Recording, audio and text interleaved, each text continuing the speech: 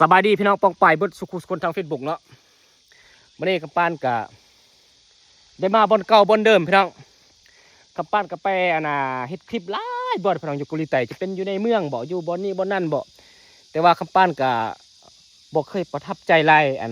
อยู่บนนี้พี่น้องเพราะว่าบนนี้บรรยากาศนี่บอกเลยว่าโคตรได้ใจพี่น้องโคตรอบอุ่นพี่น้องขัดกับป้านได้มาสัมผัสอยู่บนนี้แหละแบบ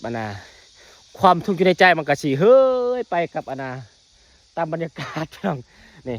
ทงนาพี่น้องนี่เส้นทางกับผู้คนกรีดโคตรสะอาดโคตรงามตาพี่น้องอันนี้ทงนาเกาหลีใต้เนาะเห็นบ่นี่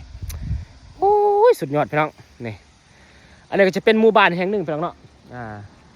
อยู่เรียบตีนภูพี่น้องนี่สะอาดงามตาพี่น้องส่วนผักส่วนมีทงนาอย่างต่างๆพี่น้องป้าที่โตโคตรเงียบพี่น้องบ่มีเสียงรบกวนจากตู้บ่เสียงเพลงอย่างต่างๆนะส่วนใหญ่ก็จะมีเสียงรบกวนจากสัตว์ป่าแบบตัวนกอย่างห้องก็แก๊กๆสั่นพี่น้องบอกเลยว่าบรรยากาศประจักษ์สิว่าพี่น้องให้ภาพมันอธิบายเองพี่น้องนี่โอ้ยจะมันสาบมันเซนพี่น้องไงเดี๋ยวก็ไปสิขี่เลาะไปเทิงให้ทุกคนเบิ่งเด้อเอาไปนำกันพี่น้องไปเลยพี่น้อง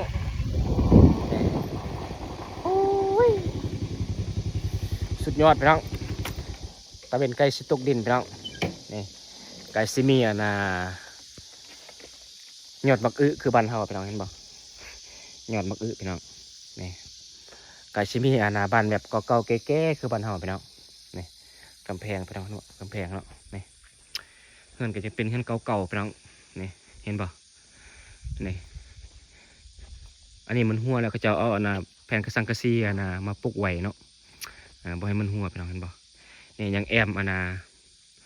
ยังวะแผ่นเนาะยังต่างๆพี่น้องยังเป็นเฮือนเก่าแก่เนาะเขาเจ้าบทุบบททำลายหรือว่าเขาเจ้าอนุรักษ์ไว้บ่จังใดกระบุงพี่น้องเนาะเห็นบ่เฮือนเก่าแก่อันนี้ก็จะเป็นมักทันเกาหลีพี่น้องมักทันเกาหลีที่บ่แซ่บพี่น้องบ่คือมักทันบ้านเฮาพี่น้องอันนี้ก็จะเป็นหงมอพี่น้องเนาะหงมอเป็นกับบ้านเฮาก็เราสุกสลาพี่น้องเนาะนี่เห็นบ่บรรยากาศพี่น้องเอารู้จักคู่ใจพี่น้องไปลุยน้ำกันทางเทิงพี่น้องนี่พี่น้อง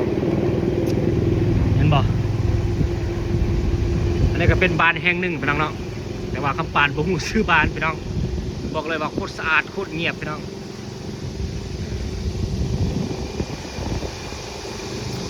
นี่พี่น้อง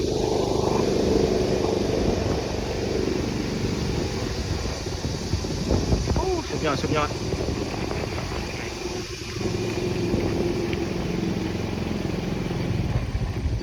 มันก็จะสุดซ้ำนี่แหละพี่น้องสุดซ้ำนี่แหละบ้านแห่งนี้ก็ประมาณเนี่ยสุดทางเลยพี่น้องก็ประมาณ450หลังคาเฮือนเลยพี่น้องบอกเลยว่าสะอาดงามตาพี่น้องเห็นป่ะลักษณะบ้านเขาพี่น้องเห็นป่ะนี่เห็นป่ะเอาลอยมาทางนั้นก่อนพี่น้องให้ทุกคนได้เบิ่งทุกซอกทุกมุมก่อนเข้ามุมนี้โอ้มุมนี้ก็จะสุดทำนี่พี่น้องนี่ก็จะได้ประมาณนี้พี่น้องได้นี่เอาไปต่อไปดิได้เป็นกำแพงพี่น้องก็จะเอาดินมากองไว้พี่น้องเอาจวดพี่น้องนี่ป้าโถบอกเลยพี่น้องงามพี่น้องบรรยากาศ เอาขอบใจทุกคนที่ติดตามด้วยพี่น้องนะการจะเริ่มติดตามเลยไปพี่น้องกับป้าก็จะมีสิ่งที่มาฟังมาตอนพี่น้องนี่บรรยากาศเนาะเป็นบ้านแห่งหนึ่งพี่น้องอยู่แคมป์ติ้นภูพี่น้อง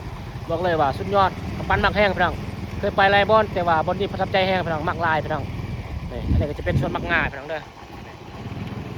อันนี้ก็จะเป็นส่วนมักเพชรทุ่งนาพี่น้องเนาะนี่บรรยากาศประมาณนี้พี่น้องเดินไกลตกดินพี่น้องตกดินแล้วพี่น้อง เอาประมาณนี้เด้อพี่น้องเด้อจวดพี่น้อง